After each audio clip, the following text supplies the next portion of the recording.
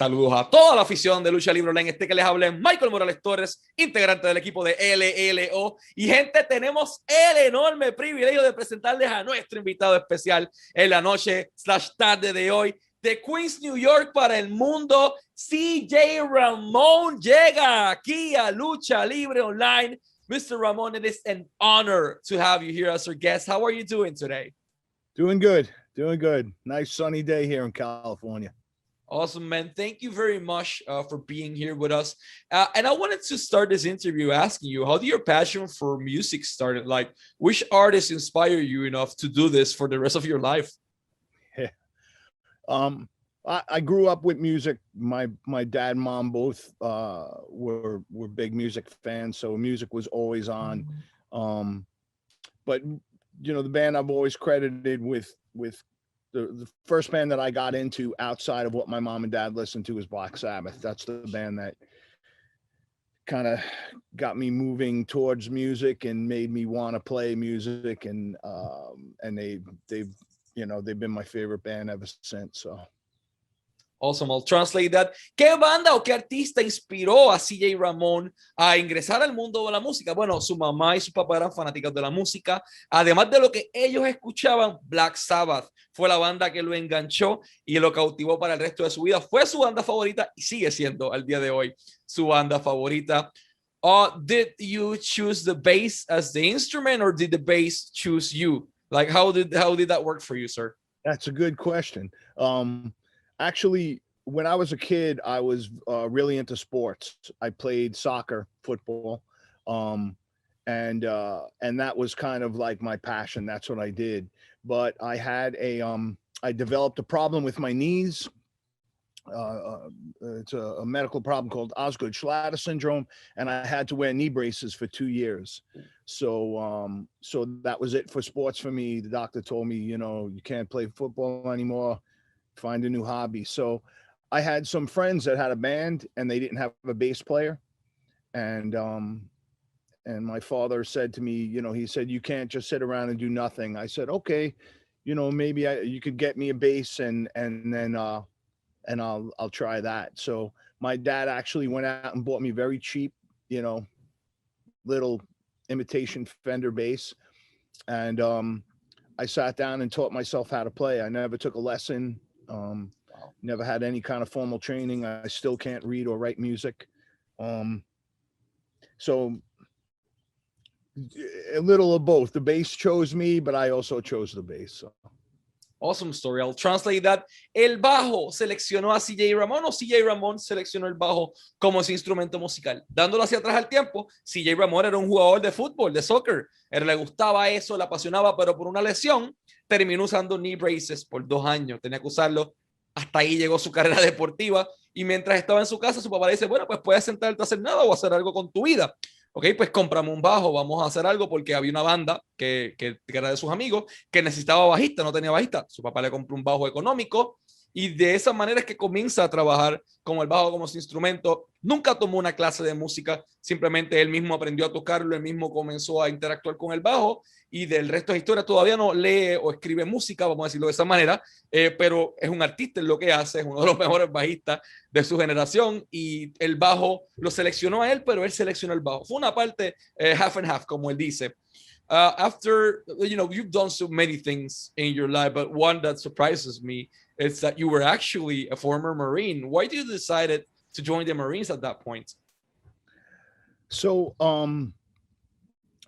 once I started playing music, you know, and getting into bands, I started playing in clubs, and you know, I made some money doing that. But I actually worked in an aircraft factory right out of high school, and it was a very big factory, and it was most of the people in our area worked there, but the factory closed down. And then all of the little businesses that it supported also closed down. So the economy where I lived just completely collapsed. All the stores in our town were closed. It was very hard to find a job. So I was 21 years old, and I was working as a gardener, taking care of people's property and their trees and cutting grass. And I knew that that was not my life. I I knew that's not what I wanted to do. I wanted to get out. I wanted to see the world. You know, I wanted to get out of my hometown. And I didn't have college. I didn't have any schooling. I was never very good in school, and so my options were few. Um, my father and his brothers all served in the military. You know, the place where I lived, Long Island, you know, many people go to the military, you know, back then because there wasn't much of economy. So I went into the Marine Corps, and uh, you know, it was probably the best thing I could have done. You know, it really helped me to grow up and be a man and understand, you know, how to take care of myself in my life. You know, taught me about, you know, being loyal and you know, a lot of very important lessons that I didn't really understand or care about before I went into the Marine Corps. And truthfully, had I not gone into the Marine Corps, I never would have lasted in the Ramones. Uh, if I had gotten the audition for the Ramones before I went into the Marine Corps, Johnny would have kicked me out very quickly, or I would have not gotten the gig at all. I didn't, you know, I didn't care about much when I was younger. I liked to party too much and act stupid. That's really what it was.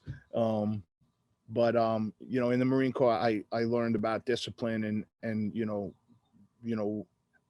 a better way to live my life, and that really helped me, you know, help me be a better Ramone.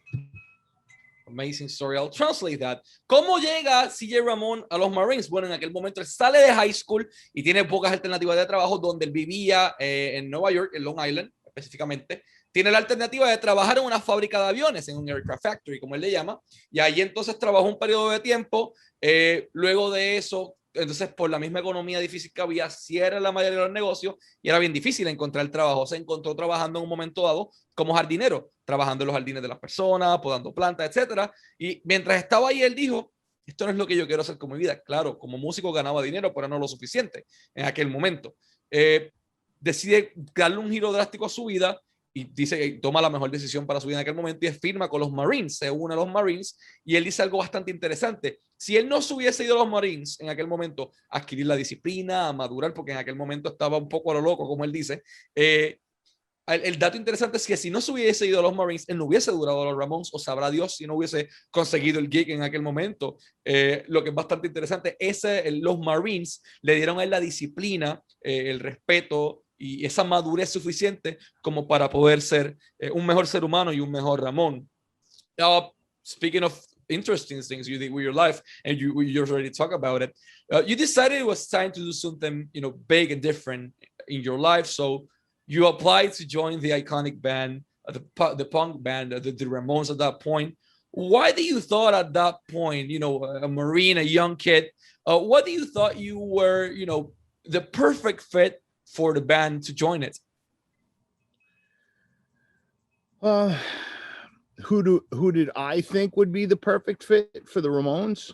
No, sir. Why do you thought that you were the best option for the Ramones at that moment? Yeah, that's you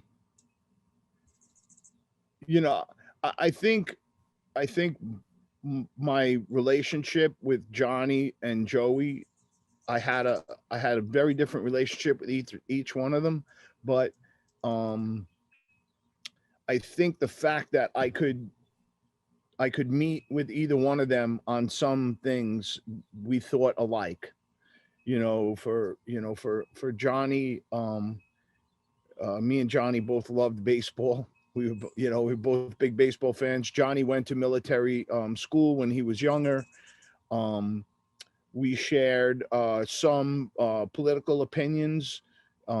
We, you know, a lot of the bands that we grew up with a lot of the same bands, even though, you know, Johnny was, you know, an era ahead of mine, a generation really ahead of mine. We still grew up with a lot of the same music, a lot of the 50s music, a lot of country music, Elvis, we really had a lot in common. Joey and I had, you know, Johnny really was more like a mentor. He was like a teacher. And so that was my relationship with him. You know, I guess you could say father figure or something like that. Joey was more like my friend. Me and Joey were more like friends. I would go to Joey's apartment. I would, you know, I would turn him on to new bands. He would turn me on to some older stuff that I had never heard before.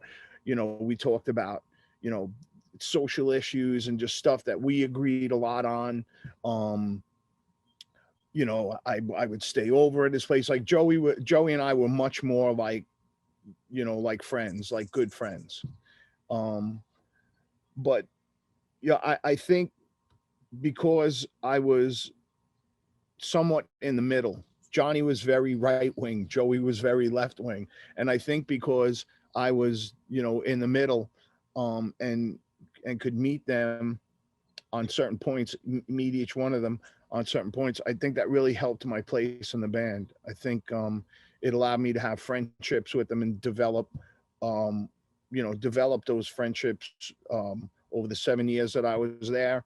And it just made it, you know, I think it just made them, I think they understood what my role in the band was, because I did have a role. I wasn't just the guy that replaced Dee Dee. You know, within the dynamics of the band, within the way the band interacted with each other, I served the purpose. So, and I think Johnny and Joey both knew that, and I think that's what made me that was probably what made me important within the band, even more than my bass playing or, you know, my attitude or anything like that. It was kind of my ability to be in between Johnny and Joey and not take sides. It was like, I'm sure many people can relate to this. It's like living in a household where the mother and the father don't get along, and the child has to become the adult. That's kind of where I was within the band. I'll translate this story. Vamos a ponerlo de esta manera, la relación de CJ, él estaba en el medio de todo, como él bien dice al principio, es como cuando una mamá y un papá no se llevan y el niño tiene que ser el adulto para poder lidiar todas las situaciones. Pues con Johnny, Johnny era más una figura paterna, era más respetuoso, siempre le daba consejos, buscaba que creciera personalmente. Joey era su amigo. Joey was his friend, como él menciona, era más su amigo. Iban juntos al apartamento, escuchaban música, le presentaban nuevas bandas. Y tener esa oportunidad de estar uno era de izquierda, el otro de derecha, él era de centro, se llevaba muy bien con los dos y su propósito en la banda era más que reemplazar al bajista.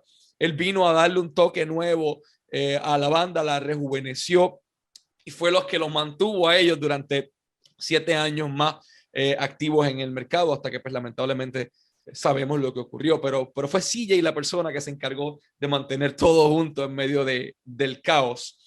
Man, I need to touch this topic. September 30, 1989, Leisure, England. You play your first gig with the Ramones. What do you recall of that historic day in your life and in your career? That was a wild night. The first thing that, you know, that comes to mind, from as soon as the lights came on when the show started, the fans started to spit on me right away, spitting on me the whole time. And, you know, we want Dee Dee, and hitting me with boots and coins, and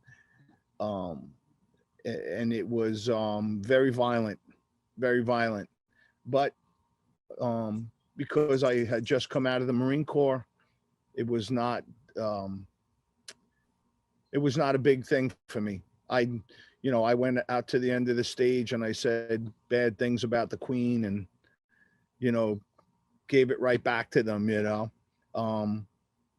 And by the time we finished playing the set, when we walked off to do the encore, my shirt was so covered in mucus that I just took my shirt off and threw it on the side.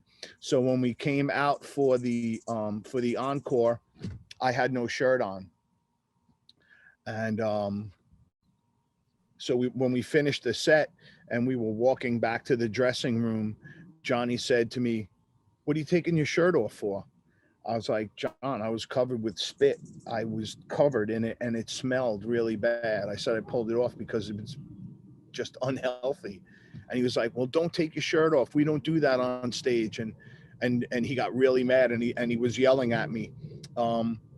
But even though as much as he yelled at me and you know was disappointed in what I did, it couldn't take away the feeling that I had that I just played my first show with the Ramones.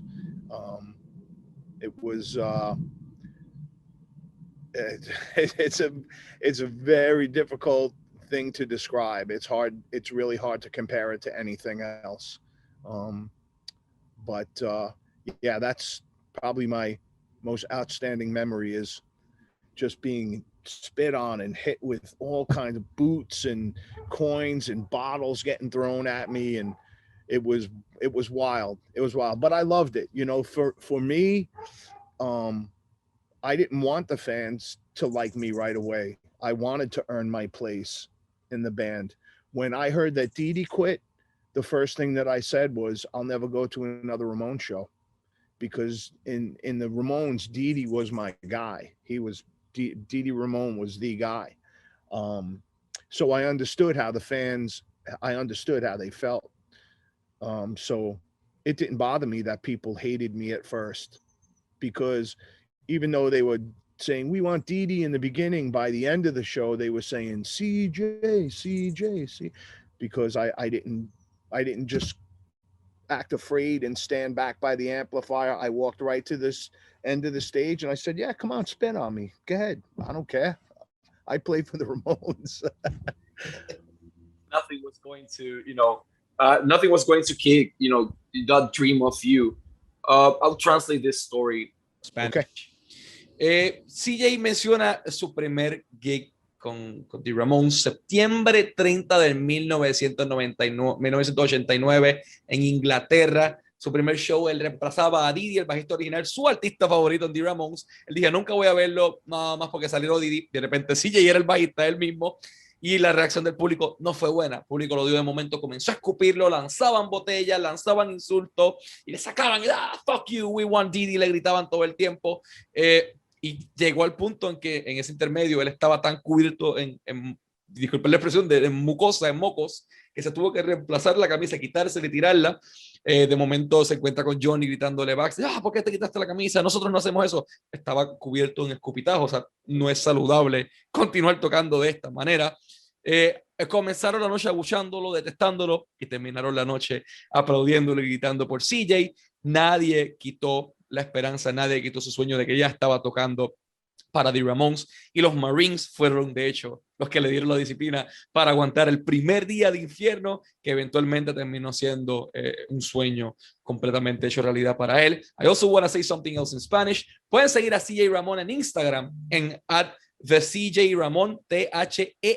THEE CJ Ramone, ahí lo pueden encontrar en Instagram y lo pueden visitar en su website cjramone.com, cjramone.com para bookings en todas partes del mundo, México, Puerto Rico, Chile, Argentina. Está disponible cjramone.com. Para el fan mail también de igual forma, para mercancía, t-shirts y diferentes cosas, cjramone.com. Y vamos a la última pregunta, ¿qué es por qué motivo estamos aquí hoy? Fan Room Live tiene a CJ Ramone en un meet and greet para que todos ustedes puedan conocerlo en las comodidades de su casa. 12 de junio, CJ Ramone llega a Fan Room Live a las 5 de la tarde, hora del este, 2 de la tarde, hora del Pacífico, 4 de la tarde, hora del centro. Así que dense la oportunidad de conocerlo. Un excelente artista con una carrera y una trayectoria completamente histórica. fanroomlive.com para boletos, fanroomlive.com para boletos. CJ, last but not least, you will be appearing Saturday, June 12 at 5 p.m. Eastern Time on Fan Room Live. So all the people out there can finally have the opportunity to meet you. If they're in Chile, if they're in Venezuela, if they're in Colombia, on Ecuador or Spain, they have the opportunity to meet you from the comfort of their home. What can we expect of CJ Ramone on this incredible meet and greet experience? whatever people want to get out of it, they'll get out of it. I promise. Whatever questions they want to ask, they can ask me. I'm willing to answer any questions. Oh, so it's gonna be uncensored. 12 de junio, 5 de la tarde, hora del este, fanroomlive.com, fanroomlive.com, June 12, 5 p.m. Mr. Ramone, it's been a complete honor for us to have you as our guest. Always wishing you success in your career and in your personal life. And man, more than honored to have you here on our show. Thank you very much. Thank you. Estos fueron CJ Ramone y Michael Morales Torres para Lucha Libre Online, la marca número 1 de Pro Wrestling y Combat Sports y música en español.